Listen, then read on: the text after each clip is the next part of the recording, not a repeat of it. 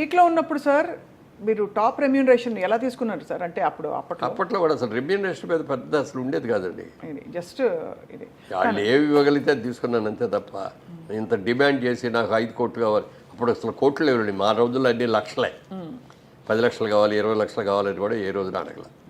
నేను మ్యాక్సిమం తీసుకున్న ఈ రోజు వరకు నేను తీసుకున్న మ్యాక్సిమం రెమ్యూనరేషన్ అంతా అంటే 5 లక్షలు.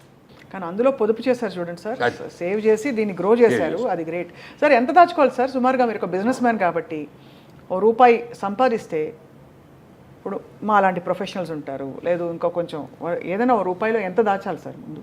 ఎంత దాచుకోవాలంటే ₹100 జీతం సంపాదించుకునేవాడైనా సరే ₹10 ₹15 రాగానే ముందు తీసుకెళ్ళి ఆ డబ్బాలో వేసేయాలి. ఆ మిగిలిన 80 ఖర్చు పెట్టుకోవాలి. 100 పెట్టామనుకోండి, 100 ఖర్చు అయిపోవడం కాకుండా ఇంకో 200, 200 అప్పు కూడా చేస్తాం. అది చేయకూడదు. నేను ఉన్నా లేకపోయినా, తిన్నా తినకపోయినా ఈ ₹20 ఈ 20% తీసుకెళ్ళి నేను పక్కన వేయాల్సిందే అనేది స్ట్రిక్ట్గా పెట్టుకుంటే ఈజీగా పైకి రాగలుగుతాం. ఈజీగా అంటే వేస్ట్ అవ్వకుండా ఉన్నంతలో జాగ్రత్త చేసుకుంటాం. ఆ వచ్చిన దాన్ని మళ్ళీ అది ఆ ఫ్రెండ్ అడిగాడు, లేకపోతే వీళ్ళు అడిగారు, ఈ ఆడేదో మందు తాగుతా ఏదో అప్పు అడిగాడు, ఇవన్నీ ఇవ్వకూడదు. జాగ్రత్త పడాలి. జాగ్రత్త. అండ్ ఇంకోటి సార్, క్రెడిట్ కార్డు ఉండడం మంచిదంటారా ఒక వ్యాపారవేత్తగా? క్రెడిట్ కార్డు ఉండటం అనేది డెఫినెట్గా ఇప్పుడు అవకాశాలు చాలా ఉంటాయి. అవకాశాలను సద్వినియోగం చేసుకునే వాళ్ళందరికీ ఉపయోగపడతాయి, దుర్వినియోగం చేసుకునే వాళ్ళకి అందరికీ కూడా ఇది అవుతుంది.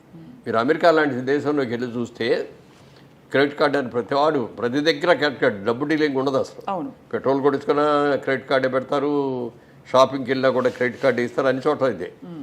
ఇక పండగలు వచ్చాయి, క్రిస్మస్ లాంటి పండగలు వచ్చాయంటే అసలు అన్ని కొట్టేస్తారో చెప్పడానికి లేదు. అవసరం ఉన్నాయి లేని అన్నీ కూడా. ఆ రోజు జేబులో డబ్బులు ఉండక్కర్లా, క్రెడిట్ కార్డు తీసి ఇస్తారు, వాడు దాంట్లో పెడతాడు, ఇచ్చేస్తాడు. అది ఆ క్రెడిట్ కార్డు అప్పులు తీర్చడానికి మళ్ళీ బోల్డెన్ అప్పులు చేసే సందర్భం అదే కదా. క్రెడిట్ కార్డు ఏంటంటే అవసరానికి జేబులో డబ్బు కాకుండా ఇది కూడా ఒక కరెన్సీయే. పేపర్ కరెన్సీ కంటే కూడా ఇది ఒక, కానీ అది హద్దుకు మించి ఖర్చు పెట్టడానికి కాదు. అంతే కదా, అదే అది ఉంది కదా. కన్వీనియన్స్. రేపు చూసుకుందాలే, వచ్చే నెల కడదాంలే అని అనుకుంటే అప్పు చేయడం చాలా తేలిక, కానీ అప్పు తీర్చడంలో సేవ్ చేసుకోవడం అనేది చాలా కష్టం. అది తెలుసుకోవాలి. స్టాక్ మార్కెట్లో డబ్బులు పెట్టచ్చా సార్? ఇవన్నీ మౌలిక నేను సూత్రాలు. అస్సలు పెట్టండి, నాకు దాని మీద నమ్మకం లేదు. నమ్మకం లేదు స్టాక్ మార్కెట్లో. మీరు ఎప్పుడు భూమినే నమ్ముకున్నారు, లేదంటే వెంచర్స్ ఏదైనా వెంచర్ ఉంటే దానిలో పెట్టారు? నేను పార్లమెంట్లో కూడా మాట్లాడేటప్పుడు ఒక కథ చెప్పాను. ఒక రోజున ఒక వ్యాపారి వచ్చాడు పల్లెటూరులోకి. వచ్చేసి మీ ఊళ్ళో కోతులు ఉన్నాయని తెలిసింది, కోతులు కొంటాను నేను, కోతికి 10,000 చొప్పున ఇస్తాను అన్నాడు. ఊళ్ళో వాళ్ళందరూ పిచ్చాడు చూసి ఇదేంటి కోతులు కొనుక్కోవటం ఏంటి, కోతికి 10,000 ఇవ్వటం ఏంటి అని అందరూ చూశారు.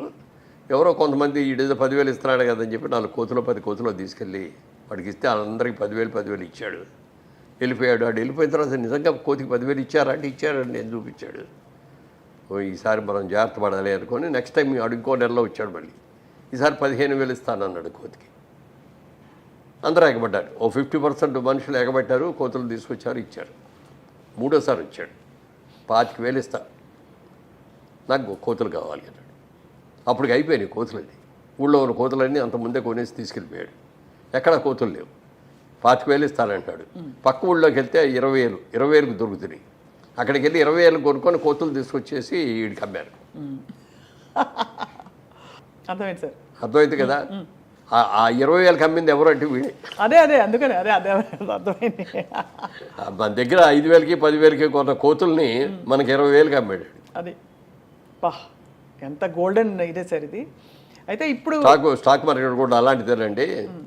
ఏ రోజున ఏ రేట్లు ఎందుకు పెరుగుతున్నాయో తెలియదు, ఎందుకు పడిపోతున్నాయో తెలియదు. ఇది బ్రహ్మాండంగా ఉంది అని అందులో పెడతాం. అంటే ఏదైనా డబ్బు సంపాదించడానికి కష్టపడి సేవ్ చేసుకుని దానికి ఉన్న విలువ ఇది ఆర్టిఫిషియల్గా ఏదో పెట్టుబడి పెట్టేసి ఊరినే వచ్చేసింది. ఒక లాటరీ వచ్చింది అని అంటే దాంట్లో కూడా వచ్చినప్పుడు బాగానే ఉంటుంది, సంతోషంగానే ఉంటుంది. కానీ హార్డ్ ఎర్న్ మనీ అనే దానికి ఉన్న విలువ ఈజీ మనీకి ఉండదు. ఈజీ మనీ ఎలా వచ్చిందో అలాగే బాగుంది. హార్డ్ ఎర్న్ మనీ మనం జాగ్రత్తగా కాపాడుకుంటాం కదా సార్. అది. అండ్ ఫైనలీ సార్, రియల్ ఎస్టేట్లో డబ్బులు పెట్టాలంటే మీ సలహా ఏంటి సార్? చాలామంది ఇవాళ జయభేరి అనగానే one of the most trusted names.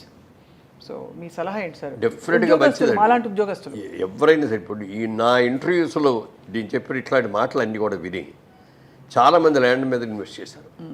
నేను ఎక్కడికో వెళ్తా అంటే, ఏమండి మీ ఇంటర్వ్యూ చూసామండి, మీరు చెప్పింది బాగుందండి, నేను కూడా ల్యాండ్ కొన్నానండి, ఏదో ఇన్ని స్థలాలు కొనుక్కున్నానండి, బాగా పెరిగినాయండి, డబల్ అయినాయండి, ట్రిపుల్ అయినాయండి అని చెప్పిన వాళ్ళు ఎంతోమంది ఉన్నారు. అందుకని నేను ఇంకోటి వ్యాపారం చేస్తూ మీరు భూమి కొనుక్కోండి అని నేను చెప్పలేను కదా. అవును, అర్థమైంది అదే. తర్వాత సేఫ్టీ ఇది.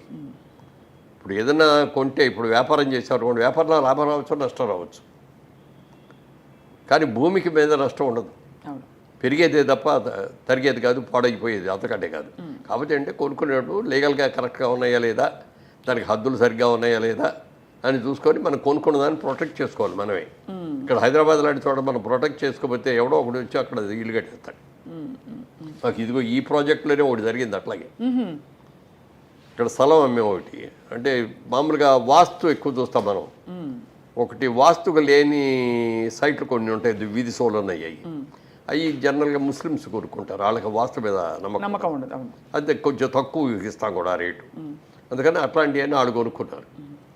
ఒక మిలిటరీ ఆఫీసర్, ఒక ఆయన రిటైర్డ్ మిలిటరీ ఆఫీసర్ నా దగ్గరకు వచ్చి, ఇలా నేను నా డబ్బు ఇదండి, రిటైర్మెంట్లో నాకు వచ్చిన డబ్బు, దీన్ని ఎక్కడో చోట ఇన్వెస్ట్ చేయాలి, మంచి వాళ్ళు ఎవరి దగ్గర చేయాలి అని చెప్తే మీ పేరు చెప్పారండి అని చెప్పి వచ్చి ఇస్తే ఇన్వెస్ట్ చేసి సైట్ ఇచ్చాం. కొనుక్కున్నాడు. సంవత్సరానికి ఒకసారి వచ్చి కనపడి ఇక్కడికి వచ్చి ఏమండి అని సైట్ చూసుకొని వచ్చేవాడు. కూర్చొని కాసేపు కాఫీ కదా వెళ్ళిపోతా ఉండేవాడు. ఓ రోజున వచ్చి, ఏమంటే నా స్థలంలో ఎవడో ఇల్లు కట్టేశాడండి అన్నాడు వచ్చి.